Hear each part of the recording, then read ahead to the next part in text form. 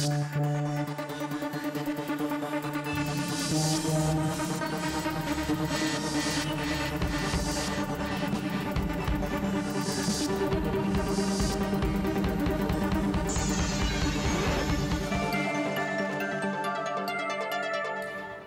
1985-2023, 38 ans aujourd'hui que le Rassemblement démocratique du peuple camerounais a été fondé.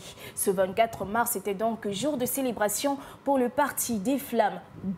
Double célébration pour le RDPC puisqu'ayant raflé tous les 70 sièges à la faveur des élections sénatoriales du 12 mars dernier. RDPC, plus de 3 décennies après. Quel bilan pour le parti au pouvoir? C'est la thématique de votre magazine de l'actualité, édition de ce 26 mars 2023. Cyril Sambaka, président national Alliance des forces progressistes, à l'invité du Grand 7. En deuxième partie, aux côtés de Djandjo Musinga, Paul, promoteur immobilier, focus sur la question de l'urbanisation au Cameroun. La ville de Boya a été frappée par des inondations meurtrières samedi 18 mars dernier. La violence de l'écoulement des eaux a provoqué la mort d'au moins 2 personnes et de nombreux dégâts matériels. Comment comprendre ce phénomène d'inondation dans nos métropoles? Que faire pour que ce type de drame ne se reproduise plus? Djandjo Musinga aura la parole. C'est le Grand 7. Mesdames et messieurs, soyez les bienvenus.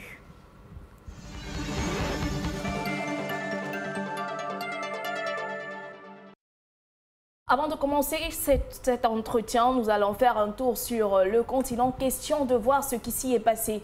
Vous l'avez compris, c'est l'instant Round-up. Bonjour.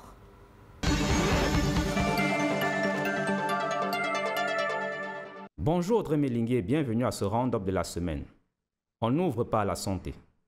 Le bilan de l'épidémie de maladie à virus de Marburg, qui sévit depuis plus de 2 mois en Guinée équatoriale, est passé à 20 morts selon l'Organisation mondiale de la santé, alors que le bilan officiel évoquait 11 morts à la date du 28 février 2023. Les nouveaux cas ont été signalés dans les provinces de Kientem à l'est, au littoral, à l'ouest du pays, et de Centre au sud, qui sont toutes des frontières internationales avec le Cameroun et le Gabon. À Kibera, au Kenya, des manifestants sont descendus dans les rues cette semaine pour protester contre l'inflation généralisée que traverse le pays. La marche initiée par Raila Odinga, candidat malheureux à la dernière élection, avait été interdite, chose qui n'a pas découragé les acteurs qui ont été confrontés à des forces de l'ordre sur le terrain. Des policiers en tenue anti-émeute ont lancé des gaz lacrymogènes sur les protestataires qui scandaient « Ruto doit partir ».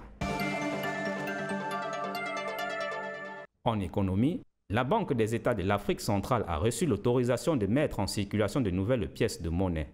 Et à la gamme de pièces déjà existantes, viendra se greffer une nouvelle pièce, celle de 250 francs CFA. Les nouvelles pièces de monnaie seront dotées d'un système particulier qui limitera leurs exportations clandestines, comme cela se fait depuis quelque temps vers les pays asiatiques. L'actualité camerounaise a tout aussi été riche cette semaine. Dans le domaine judiciaire, le verdict a été rendu le 21 mars 2023 par un tribunal du Maryland aux États-Unis d'Amérique. Il condamne le Camerounais Eric Frundi pour conspiration et trafic d'armes à feu, ainsi qu'à une amende de 25 000 $ américains. Selon les avocats chargés de l'affaire, il s'agit d'un activiste séparatiste qui tentait de faire parvenir les armes aux milices sécessionnistes des régions du nord-ouest et du sud-ouest du Cameroun. Le 23 mars 2023 également, la Cour du Centre devait se prononcer sur la demande de mise en liberté provisoire de l'homme d'affaires Jean-Pierre Amourou Belinga. Mais l'examen de cette demande a été reporté. Celle-ci a été soumise par les avocats de la défense au lendemain de l'inculpation de l'homme d'affaires dans le cadre de l'affaire Martinez-Zogo. Il faudra donc attendre jusqu'au 13 avril prochain, date arrêtée par la Cour pour être située. L'homme d'affaires propriétaire du groupe L'Anecdote et Télé Sud a été inculpé le 4 mars dernier. Sur lui pèsent les charges de complicité d'enlèvement et de torture, notamment sur la base des déclarations du lieutenant-colonel Justin Danoué, ancien chef des opérations de la Direction générale de la recherche extérieure. C'est tout pour ce round-up de l'actualité. Bonne émission.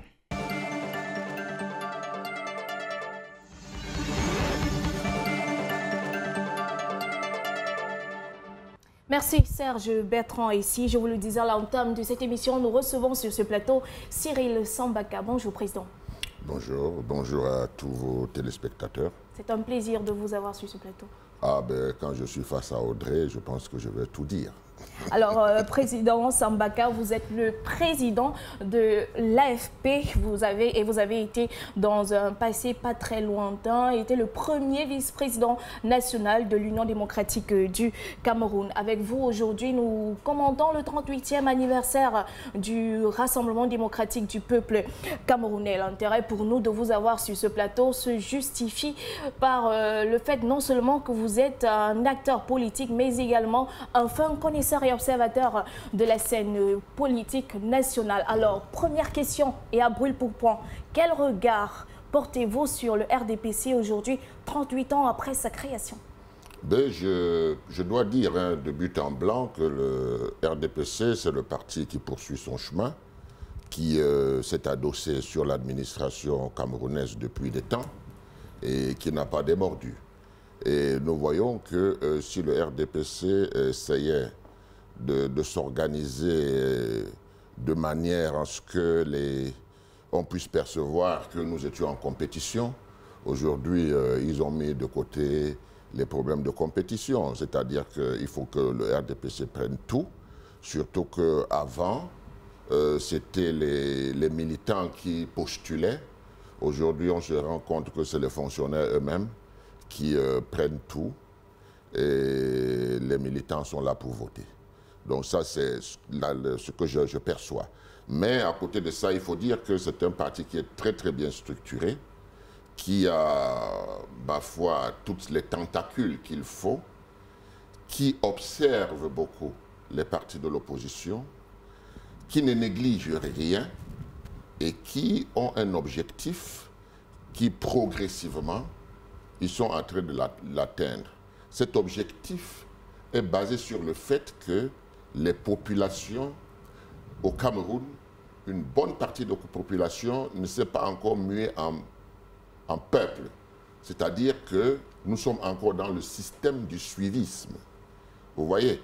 Et ma foi, tous ceux qui sont hommes d'affaires, tous ceux qui sont des grands fonctionnaires, des hauts fonctionnaires, ont pour mission de cadrer les populations et de les y enfermer.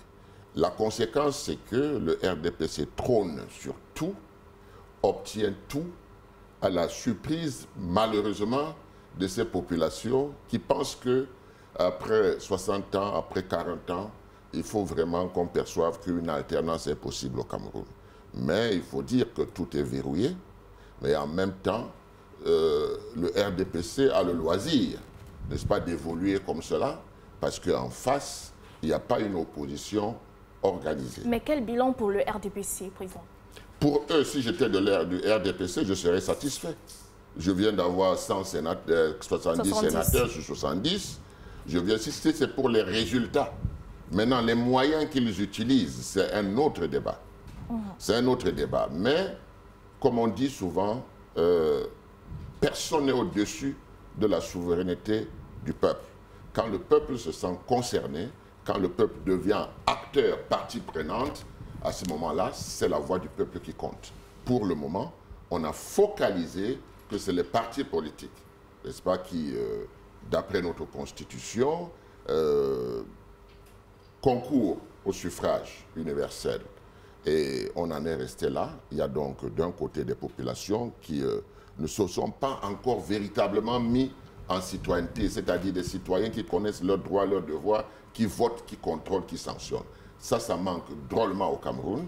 Et c'est l'opposition camerounaise, la société civile, les syndicats et tout ça qui doivent se mettre ensemble pour attirer l'attention de ces populations qui regardent, mais qui subissent toutes les misères que nous subissons tous. Ce qui me pousse à vous poser la question, Président, est-ce que plus d'acteurs et la quasi-totalité justifient véritablement un bon plan politique 38 ans après, 38 ans au pouvoir après?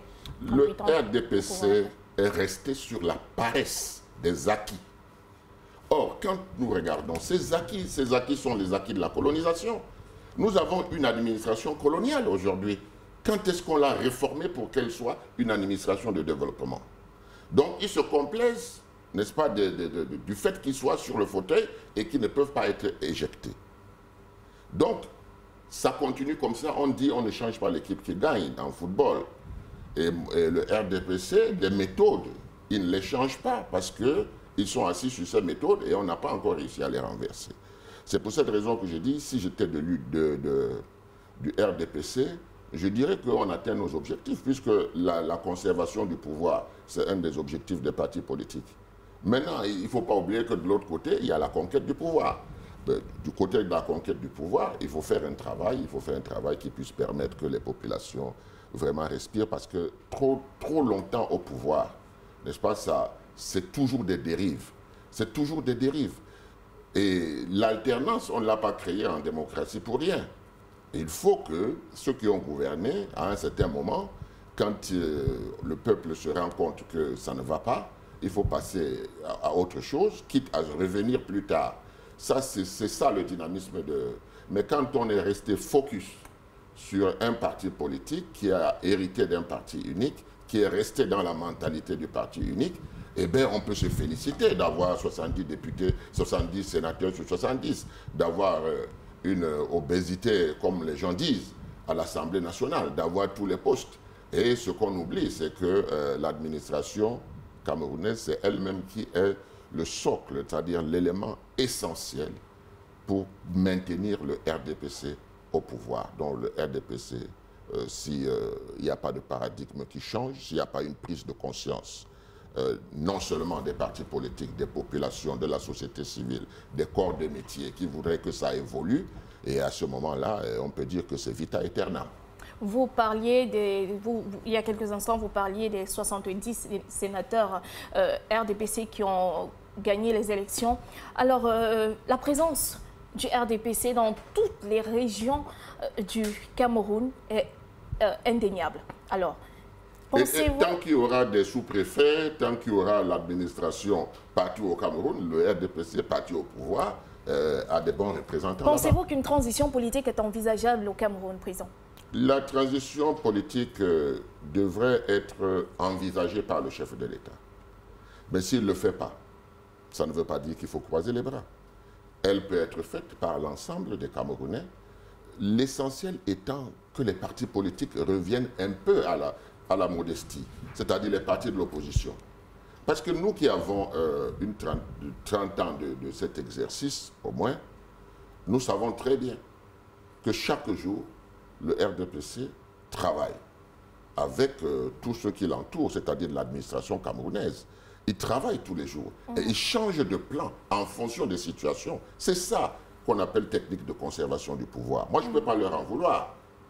Je ne suis pas du RDPC, je ne peux en vouloir qu'au parti de l'opposition, qui pensent qu'à eux seuls, ils peuvent faire quelque chose. Non, c'est tout le Cameroun qui doit être mobilisé. C'est le maximum des Camerounais qui doit être mobilisé. C'est-à-dire que la souveraineté appartient au peuple qui l'exerce par des choix, n'est-ce pas?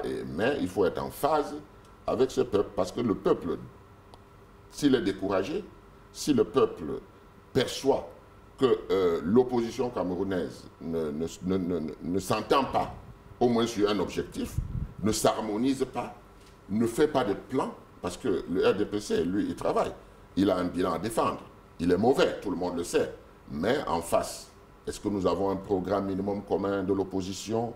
Est-ce que ce programme minimum commun a été travaillé avec les différents corps de métier qui souffrent, et les syndicats et autres? C'est tout ça qu'il faut remettre en question aujourd'hui, parce que nous voulons un Cameroun fort. Le RDPC est déjà fort parce qu'il a l'administration. Mais cette administration n'est pas une administration de développement. Il faut donc la réformer. Mais eux, ils ne vont pas la réformer parce qu'ils vont rester dans le statu quo, étant entendu qu'avec ça, ils gagnent. C'est à nous qui voulons un changement, qui voulons que le pays avance. C'est à nous de faire des propositions concrètes. Je suis sûr que notre administration doit être réformée en profondeur. Notre éducation doit être réformée en profondeur. Notre santé doit être réformée en profondeur. Le système social, notre histoire même. Nous ne l'enseignons pas à l'école. Pourtant, depuis la maternelle jusqu'au supérieur, on devrait être camerounais. Donc, nous avons un challenge aujourd'hui. Est-ce que nous continuons avec l'héritage colonial où est-ce que nous bâtissons 60 ans après des indépendances, par des Camerounais, pour des Camerounais, un Cameroun nouveau.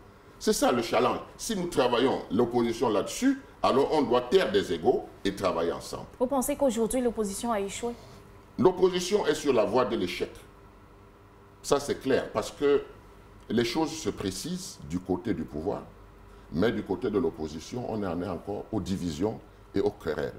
Pourtant, il y a des gens, il y a des spécialistes, il y a des techniciens au Cameroun qui réfléchissent pour le devenir du Cameroun, mais n'appartiennent pas à un parti politique.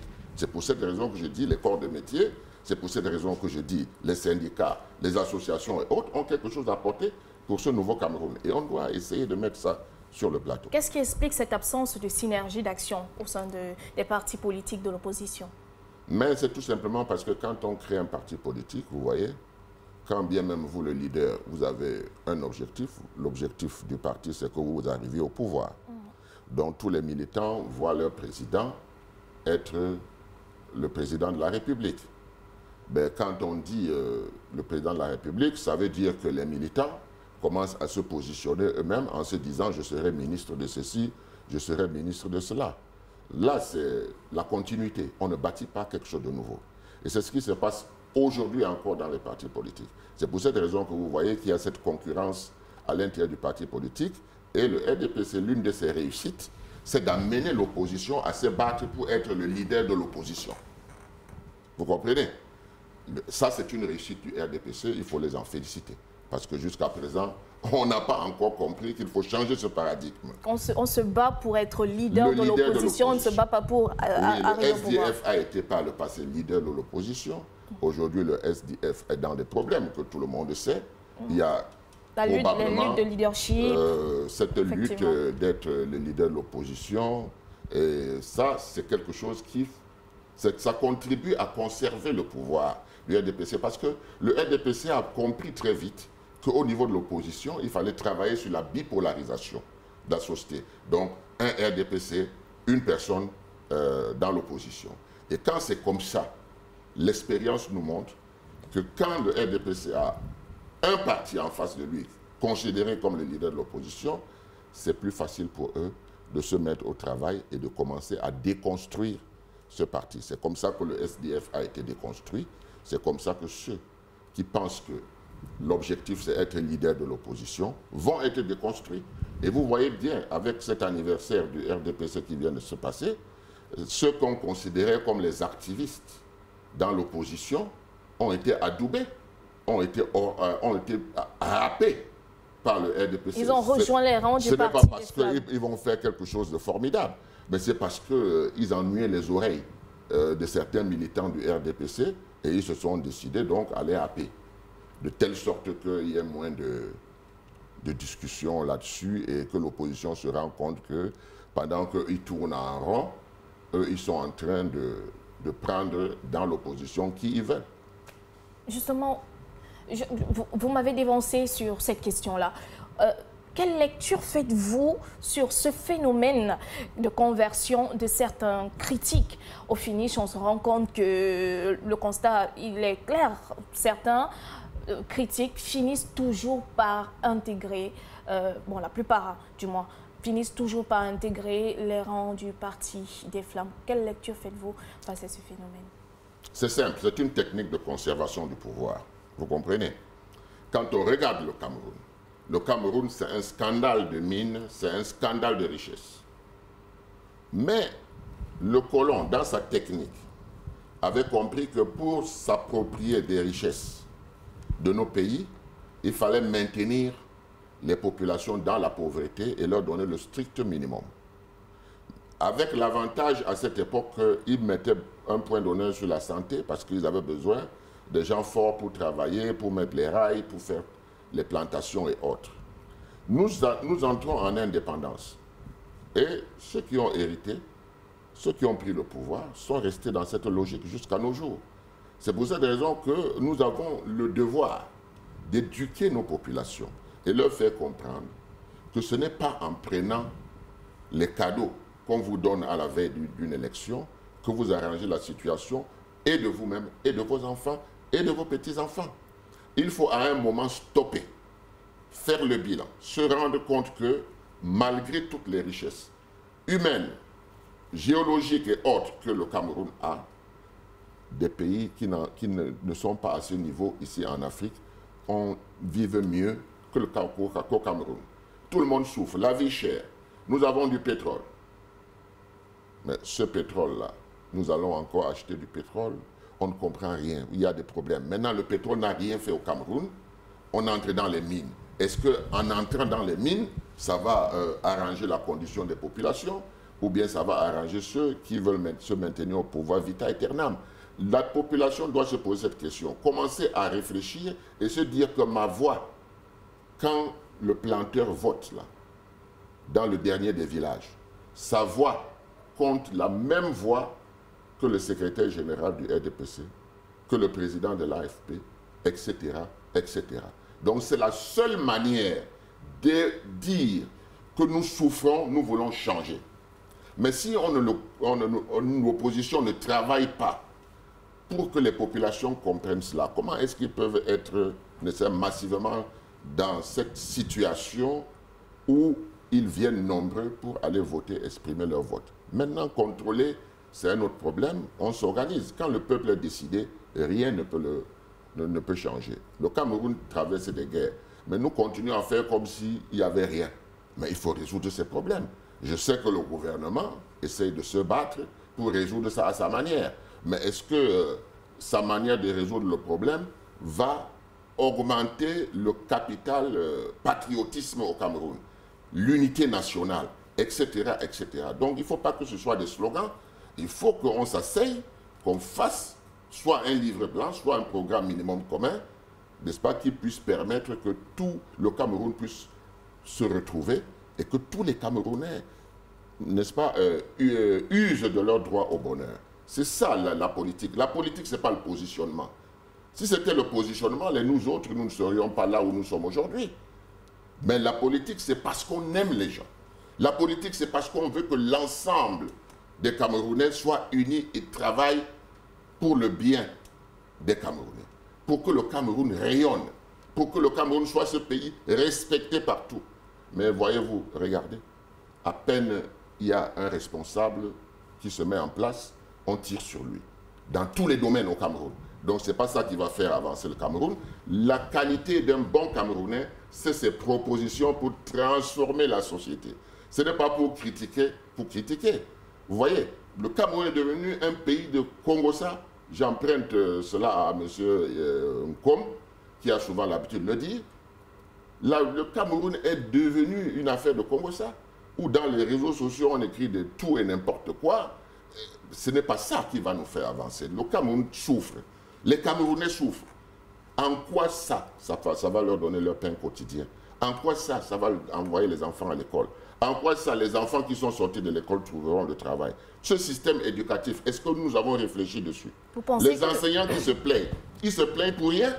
Il faut organiser, harmoniser tout cela et présenter un nouveau Cameroun. Vous pensez que les lignes ne bougent pas et qu'elles ne sont pas en voie de bouger? Les lignes ne bougent pas parce que nous, je ne sais pas, mais on a l'impression, je vous ai dit la première raison, c'est que le RDPC et l'administration ont réussi à mettre dans la tête de tous les partis politiques qu'il faut se battre pour être le leader de l'opposition. Ça, c'est une faute très grave. Parce que personne n'est leader de l'opposition. D'ailleurs, au Cameroun, il n'y a pas de statut de l'opposition. Il faut le savoir. Donc, c'est pour créer des conditions qu'on doit s'unir. Ce n'est pas pour voir qui est plus fort que l'autre. Mais si on veut renverser la donne, c'est le peuple qui va décider.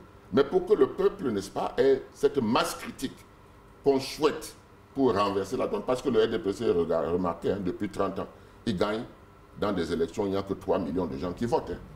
Et ils ont dépassé difficilement le cap de 2 millions. Et quand on est au pouvoir, on suppose qu'on a épuisé toutes ses forces là-dessus. Parce que quand le RDPC dit qu'ils ont 4 millions de militants, s'ils avaient 4 millions de militants, pendant les élections présidentielles, ils n'auraient pas que 2 millions de voix. Il faut que les choses soient claires là-dessus. Donc il y a un peu de cinéma dans ce qu'on fait, il y a un peu de prestidigitation qu'il faut effacer dans la tête des Camerounais. Les Camerounais doivent savoir que s'ils décident demain qu'il y a changement, c'est eux qui changent, ce n'est pas les partis politiques, c'est les populations. C'est eux qui ont la souveraineté par le vote. C'est eux qui peuvent aller s'inscrire partout, parce que le Cameroun aujourd'hui a un potentiel d'au moins 15 millions de votants. Mais si on se rend compte que les 100 sénateurs, les 70 sénateurs qu'il y a eu, c'est sur la base d'un vote que de 2 millions de personnes, ben ma foi, je pense que les populations vont commencer à comprendre pourquoi on leur dit d'aller s'inscrire sur les listes électorales. S'ils ne veulent pas voter le jour du vote, qu'ils ne votent pas, mais qu'ils soient quand même des Camerounais. Parce que la carte d'électeur, c'est comme la carte d'identité. C'est comme votre passeport. Si vous vous sentez Camerounais, allez-y. Inscrivez-vous sur les listes électorales. Le moment est venu, si vous estimez que le RDPC est mieux, votez massivement le RDPC. Mais si vous pensez qu'il faut qu'il y ait un changement avec une opposition organisée, munie de la société civile, munie des corps de métier, munie des syndicats et autres qui se sont penchés pour faire un programme minimum commun, ça c'est un bon programme de transition. Mais alors, l'autre problème qui va se poser, c'est que les partis politiques ont cette tendance-là à penser que le candidat unique doit être un leader de l'opposition. Je dis non. C'est justement là où les problèmes se posent. Parce que dès que c'est un candidat de l'opposition, tout le monde va dormir. On l'abandonne avec ça. Si vous choisissez Sambaka, déjà que je précise que je ne suis pas candidat, mais si il s'avérait que j'étais candidat, les autres partis politiques, avec leurs militants, vont dormir chez eux. Donc, ils ne vous aident pas, vous n'êtes plus ensemble. Aucune coalition. Voilà, la coalition, c'était en espérant que ce soit les leaders. Voilà comment les partis politiques réfléchissent. Et le RDPC le sait. Maintenant, si on sort une touche et qu'on trouve quelqu'un qui peut amener la paix dans ce pays, qui peut lutter contre la corruption, qui peut, mais qui n'a pas de parti politique. Mais il challenge. On le prend, n'est-ce pas, comme ce candidat de la coalition des partis politiques et associations et sociétés civiles, corps de métier, parce qu'il faut élargir. Il faut que tous les Camerounais se sentent concernés et qu'ils aient un programme minimum commun. À ce moment-là, on peut challenger, parce qu'à ce moment-là, beaucoup de gens de l'administration qui aujourd'hui, sans le vouloir, travaillent pour le RDPC, vont basculer à l'opposition. Parce qu'ils verront ce programme-là qui a été fait par tous les Camerounais, ce programme consensuel. C'est pour ça que je me bats depuis. Mais est-ce que je suis écouté par mes pairs de l'opposition? Donc, le RDPC célèbre ses victoires. Il faut reconnaître que ce sont des victoires. Pour avoir 70 sénateurs, le RDPC n'a pas triché.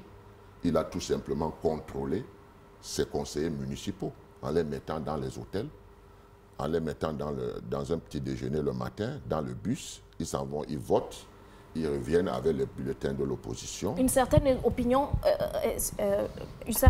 estime que certains conseillers municipaux des autres partis ont voté en faveur du RDPC. Mais il ne faut pas aller chercher. Vous avez la personne devant vous. Ça a commencé avec moi.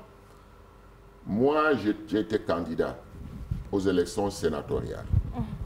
Je n'avais que 4 conseillers à Douala. 0 dans la Sanaga maritime, 0 dans le Mungo, 0 dans le Nkam. Pour le Nkam, ce sont les conseillers eux-mêmes qui sont partis du Nkam, qui sont venus me rencontrer. Oh, ben c'est pas le tribalisme, tu es quand même notre fierté, on aime bien. Donc nous sommes venus te voir parce que nous, les conseillers du Nkam, nous allons voter pour toi. Ils sont repartis. J'ai eu un conseiller de la Sanaga maritime qui m'a appelé, un conseiller du RDPC, après avoir vu mon programme et autres, qui m'a dit, vous n'avez pas de conseiller à Sanaga maritime. Mais si vous avez une voix, ce sera ma voix. Même chose dans le Mungo, quelqu'un m'a appelé, me dit, si vous avez une voix, c'est ma voix.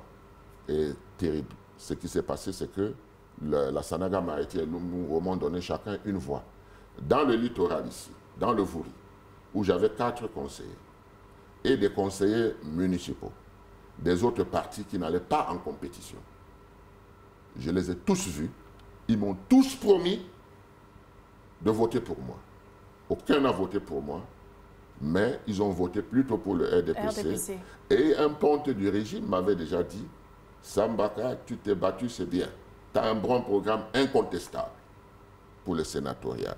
Mais, sache que vos gens-là, ils sont à nos portes. pour vous ridiculiser, on va leur donner quelque chose. Et on n'aura plus de voix que les voix de nos conseillers, alors qu'on n'en a même pas besoin. Toi qui leur demandes, ils ne te donneront pas. Vous comprenez? Donc j'ai eu ça. Cette fois-ci, ça s'est reproduit la même chose. C'est pour ça que je dis que les partis politiques seuls ne peuvent plus convaincre le peuple camerounais. Il faut une dynamique plus grande. Parce que dans les partis politiques, il y a trop de désordre. Il y a trop de désordre. Il y en a même qui ne suivent pas la ligne de leur parti. Ils font ce qu'ils veulent. Il faut recadrer tout ça. Et l'avantage de la mutation que l'AFP propose, c'est quoi? C'est tout simplement que pendant la période de transition qui va faire 3 ans, 4 ans, les partis politiques seront libres de former maintenant les militants. Et je pense qu'après 2-3 ans, quand on va commencer à lancer les élections, les militants seront aguerris. Ils maîtriseront les idéaux, les textes de leur parti, la vision que leur parti donne. Il faut le faire. Il ne faut pas suivre un homme.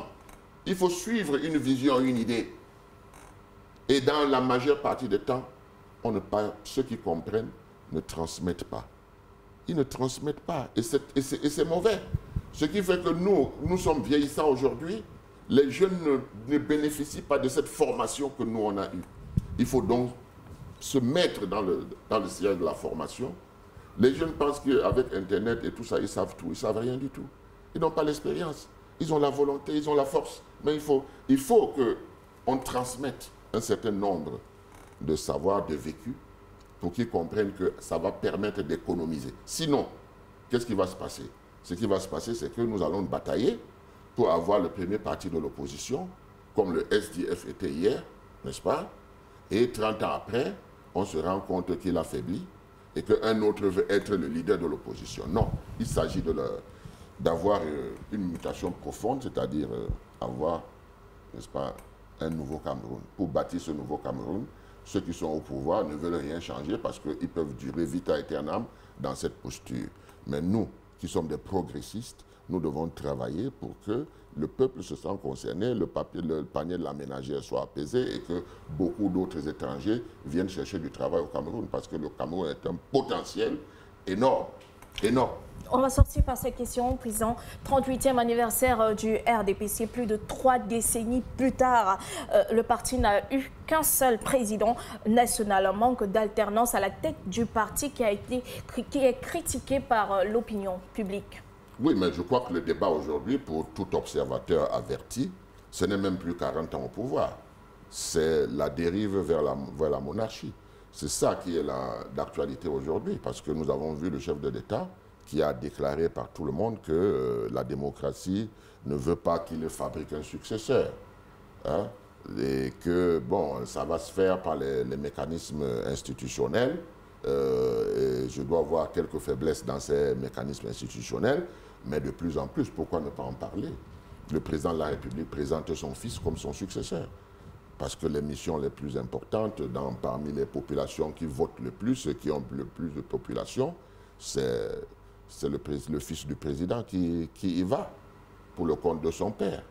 Et tous les présidents qui viennent au Cameroun, on leur présente ce fils. Donc tout laisse à croire que le débat aujourd'hui, c'est que le président a failli à se dire et qu'il est en train de présenter son successeur. Président, seulement la question de cette non-alternance à la tête des partis politiques n'est pas le seul fait du RDPC. On connaît on connaît bien certains principaux fondateurs de partis de l'opposition qui demeurent à la tête de leur parti pendant des années et jusqu'à leur mort, comme Adamou Ndamoudjoya. Très bonne question. Si Adamou Ndamoudjoya ne mourrait pas, moi j'aurais souhaité qu'il continue. Vous comprenez? Parce que ce que vous devez comprendre, la conquête du pouvoir, ça booste un homme. C'est-à-dire qu'on ne vieillit pas dans la conquête du pouvoir. Vous avez vu Mitterrand et autres. C'est l'exercice du pouvoir qui use. Parce que le président Paul Biya aurait dû partir en 2011. Vous comprenez? Parce que lui, il est victime de l'usure du pouvoir. Mais celui qui est à la conquête du pouvoir, tant qu'il a la force, et tant que ses militants pense qu'il est mieux placé, il peut être mieux placé. Maintenant, est-ce qu'il peut être le candidat à la présidence de la République? Ça se discute à l'intérieur du parti politique. Ce n'est pas comme le RDPC qui dit que le président est le candidat naturel pour les présidentielles. Voilà ce que je voulais vous dire. Il faut faire la différence. Et les gens confondent beaucoup. L'exercice du pouvoir, madame, ça use. Vous voyez les présidents américains, là, 4 ans après, ils ont des cernes partout dans les yeux. Parce qu'on ne dort pas. Sauf si vous choisissez d'être président pour dormir. Vous pouvez même mettre 100 ans. Mais le travail qu'il y a au niveau de la présidence de la République, ça use. C'est pour cette raison qu'on sollicite l'alternance. Mais un chef d'un parti politique n'a pas cette contrainte. Et lui, chaque fois qu'il rate les élections, il a envie de faire mieux la prochaine fois. Donc, quand on a compris ça, on ne se pose, ce n'est pas un élément vraiment déterminant. C'est un argument que le RDPC a sorti à l'époque pour dire que mais chassez les présidents de vos partis parce qu'ils ont mis trop long. Pendant ce temps, eux, ils consolident leur position. Non, les Camerounais ne sont plus dupes. C'est les militants qui choisissent. Si le président doit faire vita aeternam, c'est leur problème. Mais quand il sera président de la République, il n'a pas le droit de faire plus de 2 mandats. C'est ça la démocratie. Nous sommes arrivés au terme de cette première partie de votre émission. Merci Cyril Sambaka d'avoir accepté notre invitation. Au plaisir de vous retrouver. J'estime que les questions que vous m'avez posées étaient de très très bonnes questions. Je vous félicite parce que ça peut faire avancer la démocratie. Ne restez pas sur les schémas de disputes. Les gens se disputent sans rien proposer. Non, il y a un espoir. Et cet espoir-là doit se matérialiser. Merci, Président. Merci. Au plaisir de vous retrouver sur ce plateau. Mesdames et messieurs, nous parlons en deuxième partie de l'urbanisation anarchique au Cameroun. Nos grandes métropoles sont confrontées au phénomène d'inondation. Comment comprendre celui-ci? Que faire? Juste après cette transition, retrouvez cette deuxième partie.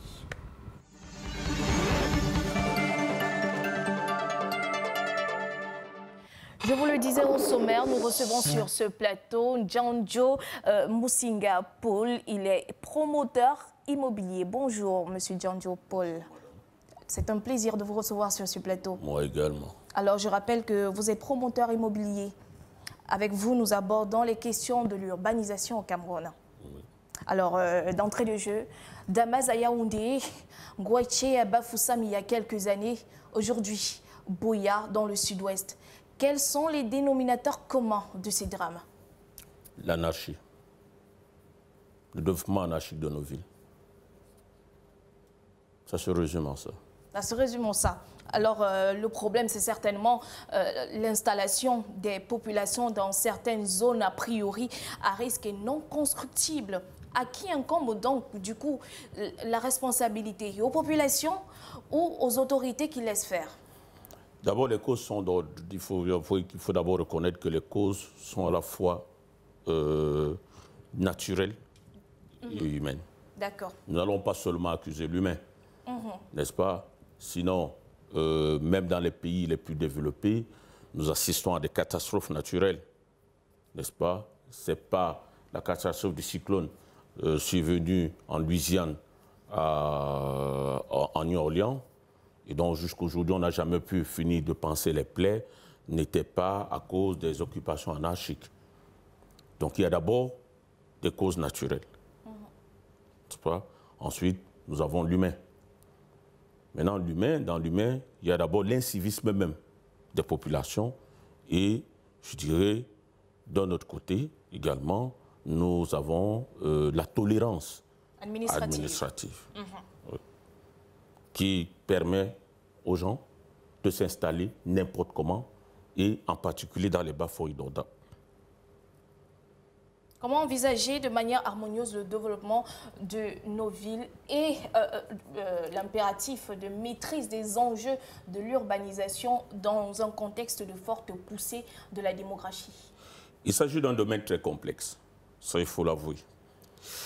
Il faut déjà voir au niveau de la maîtrise foncière, est-ce que vraiment l'administration maîtrise le foncier au Cameroun? C'est ça. Parce que tout individu a besoin d'un espace vital. C'est un besoin naturel.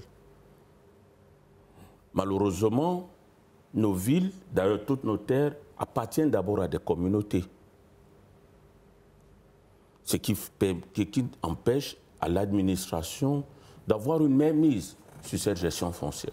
Des drames comme celui de Boya pouvaient-ils être évités? Qu'aurait-on dû faire? On pouvait éviter. Qu'aurait-on dû faire? D'abord, il fallait interdire à ces populations de s'y installer. Nous sommes ici dans un problème particulier parce que ça concerne également l'organisation administrative de nos communes. Je vous donne un exemple simple sur la ville de Douala. On ne sait plus qui doit faire quoi. On a créé des communes d'arrondissement. Je vous donne l'exemple, par exemple, d'une commune d'arrondissement comme celle de Bonabéry, dont je suis résident, et où j'ai été pendant longtemps conseiller municipal. La délivrance des permis de bâtir incombe à un délégué du gouvernement, c'est-à-dire au maire de la ville, installé à Bonandio.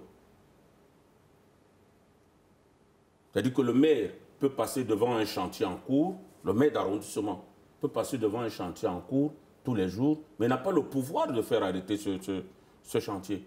Il n'a même pas le pouvoir d'interpeller son initiateur pour savoir s'il a un permis de bâtir, parce qu'il faut attendre au Bonandio.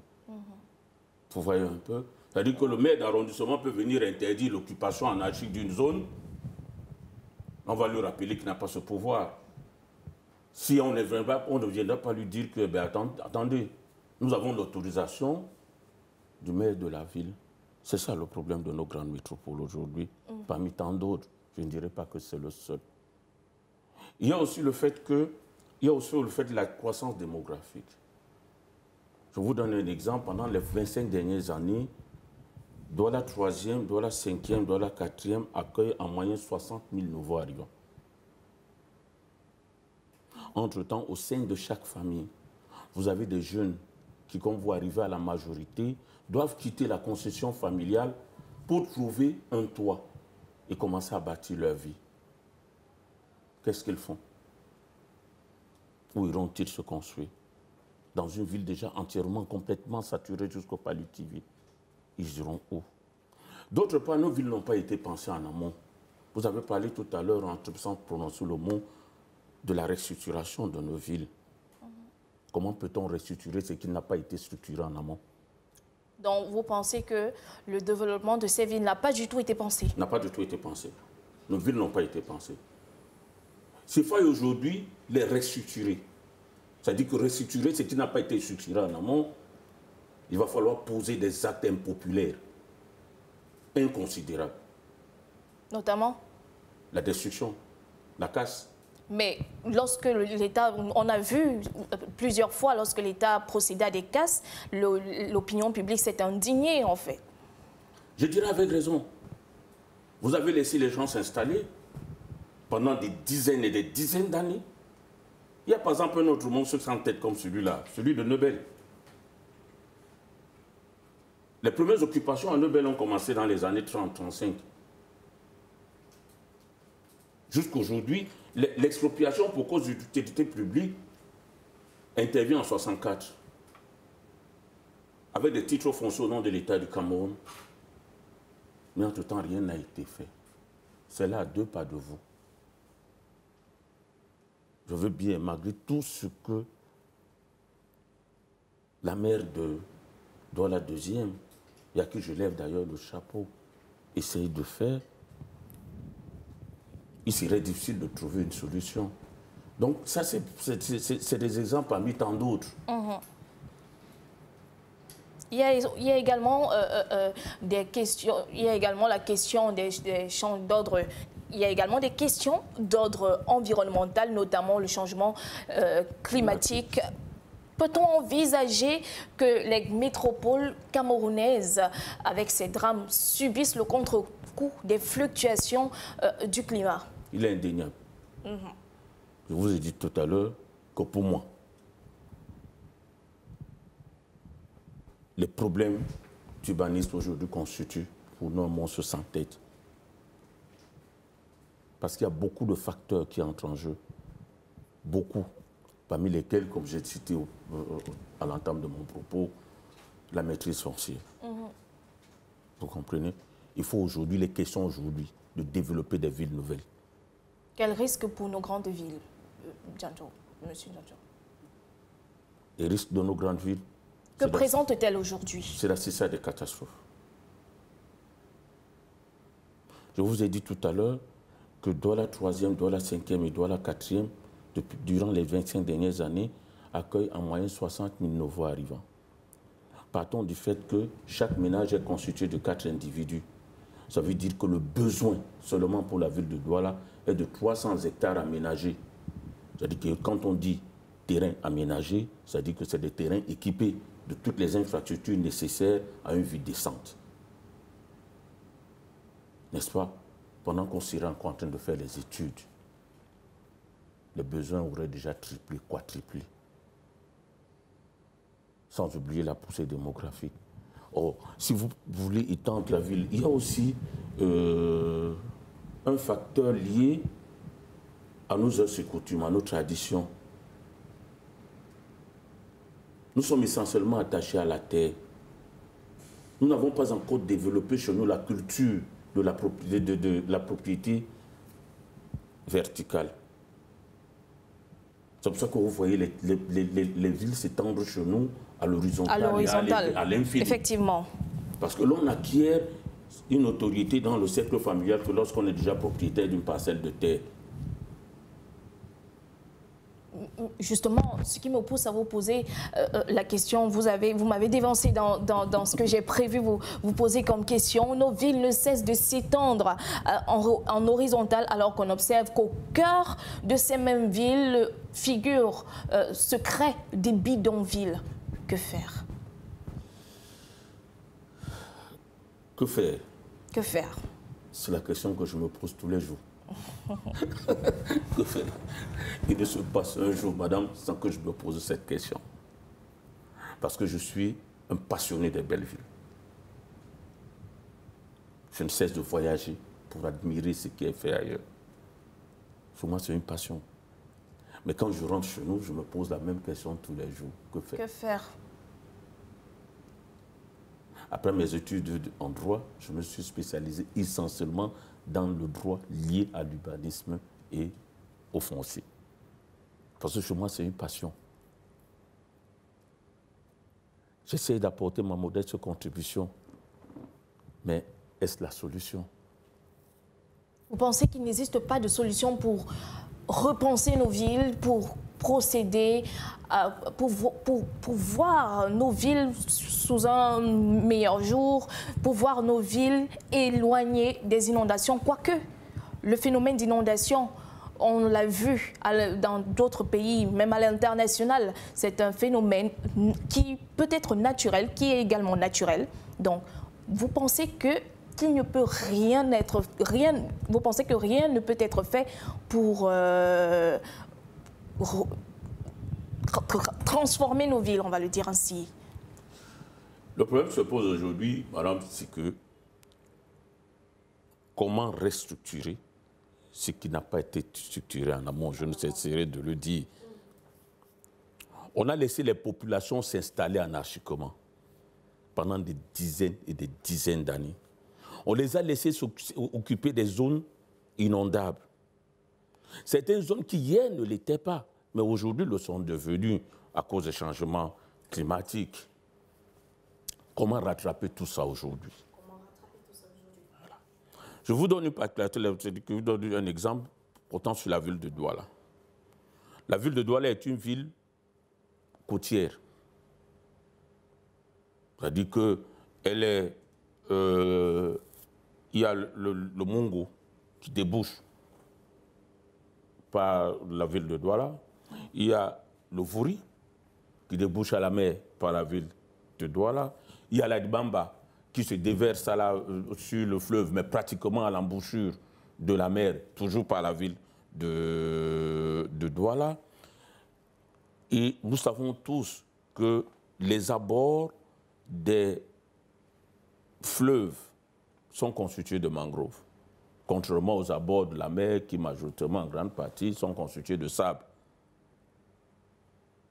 N'est-ce pas? Or, c'est ces espaces qu'on a laissés occupée, sans aucun réseau d'assainissement. On n'a rien prévu en amont. Chacun s'y est installé, comme à Bouya. Si nous prenons l'exemple de Bouya, les gens vont s'installer au pied d'une montagne, du mont Cameroun. Et ils vont même se permettre de construire sur les drains naturels. Parce que les drains sur lesquels ils se sont construits ne sont pas, n'ont pas été réalisés par l'homme. Vous voyez? C'est la nature elle-même qui, en cherchant son chemin, s'en est frayée. Et vous venez le lendemain, vous vous construisez dessus. Vous vous attendez à quoi?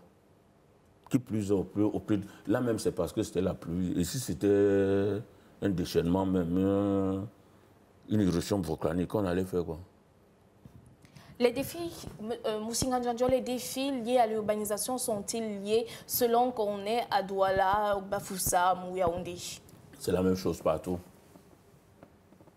L'avenue Kennedy, qui se retrouve aujourd'hui dans l'eau, c'est quoi? C'est la même chose partout. Et là, on a parlé que l'avenue Kennedy, quand je parcours Yaoundé, je vois des bas-fonds inondables qui sont entièrement occupés. Vous comprenez? Là, on a mis l'accent que c'est parce que c'est le centre-ville, quoi. C'est le centre administratif. Mais si on avait baladé la caméra du côté de certains quartiers, ça aurait été pire. Donc, c'est pour vous dire qu'en fait, c'est les mêmes problèmes partout. Les facteurs sont les mêmes. Les causes sont identiques. Maintenant, quelles solutions pouvons-nous apporter? Comme je vous ai dit, ça passe absolument par la réalisation des villes nouvelles. Ça a été fait partout. Quand vous arrivez aux États-Unis aujourd'hui, les villes nouvelles, c'est un peu partout. Parlons de villes nouvelles. Vous avez dit que vous êtes un passionné de voyage. J'aimerais vous poser la question. D'autres villes, à l'instar d'autres pays, à l'instar du Sénégal, avec Diamniadio, au Nigeria, avec sa nouvelle capitale Abuja, ont fait le choix de construire de but en blanc de nouvelles villes pour désengorger les métropoles existantes. Et accueillir les nouveaux arrivants. Ce schéma est-il envisageable au Cameroun? On peut. On peut. Mais ça nécessite une révision profonde de la législation foncière au Cameroun. Cette réforme à laquelle nombreux s'opposent fermement depuis des années. Mais comment faire? Parce que la propriété, on a beau mettre fin à la propriété coutumière, au Cameroun, c'est elle qui est le plus opposée à tout initiateur de projet. Je me refuse de faire la moindre publicité sur ce que moi je fais. Mais j'ai initié, depuis 2012, j'ai initié un projet de construction d'une ville nouvelle qui vient à peine de connaître il y a 1 an les débuts de son implémentation, tout simplement parce qu'en temps j'ai eu tous les problèmes du monde. Tous les problèmes du monde pour évoluer. Mais j'ai l'intime conviction qu'aujourd'hui, il s'agit d'un pan qu'il faut laisser à l'initiative privée. C'est un pan qu'il faut aujourd'hui laisser à l'initiative privée. Il faut. Vous pensez que c'est la solution? C'est la solution. J'ai l'intime conviction. C'est un constat. Les structures étatiques ont échoué à ce niveau. Durant 60 ans, le seul projet urbain digne de ce nom, réalisé dans une grande métropole comme Douala, c'est le projet du MES, Bonamoussa de Makepe et Koto. Même Bonaprise ne représente pas pour moi un quartier UP. Non. Quand j'arrive à Bonamoussa de Makepe et Koto aujourd'hui, j'en suis fier. C'est le seul projet à Douala. Mais pour accueillir combien de personnes? Douala est quand même une grande ville. Hein. Pour accueillir combien de personnes? Le taux de scolarisation ne fait qu'augmenter. Le baccalauréat aujourd'hui, un bac aujourd'hui est semblable à un CEPE au CEPE de notre temps. C'est-à-dire qu'en fait, c'est des gens qui ambitionnent à céder à un certain standing de vie. Et en retour, qu'est-ce qu'on leur offre? Les bas-fonds inondables. Parce que ce n'est que là qu'on en trouve. Permettez-moi de vous reposer la question qui est d'ailleurs à l'ordre du jour ce midi. Où se trouve le goulot d'étranglement? Urbanisation anarchique, où se trouve le goulot d'étranglement? Pour moi, il faut commencer à retirer. Il faut déjà que la décentralisation soit effective et efficiente dans ce domaine. Il faut retirer aux maires, aux grandes mairies, aux mairies des grandes métropoles, la gestion urbaine. Vous comprenez? Remettre ce pouvoir-là aux mairies d'arrondissement. Parce que quand on parle de l'amélioration des conditions de vie des populations, c'est d'abord lié au problème d'urbanisme. D'abord. Le Camerounais, c'est déjà un travailleur. Il n'attend pas de l'État une aide substantielle pour avoir de quoi manger. Non. Notre sol est tellement riche. Ça veut dire que quand on parle chez nous d'amélioration des conditions de vie, c'est d'abord d'ordre urbanistique. Remettez le pouvoir, qu'on donne le pouvoir aux mairies d'arrondissement. Très bien. C'est ce que vous préconisez. Voilà. Alors, nous sommes arrivés au terme de cette émission, mesdames et messieurs. Musinga Djanjo, merci d'avoir accepté notre invitation. Merci, madame. L'échange, ce fut un plaisir. Plaisir partagé. Nous sommes arrivés au terme de cette émission. Je le disais, mesdames et messieurs, retrouvons-nous la semaine prochaine pour une autre rétrospective de l'actualité. Au revoir.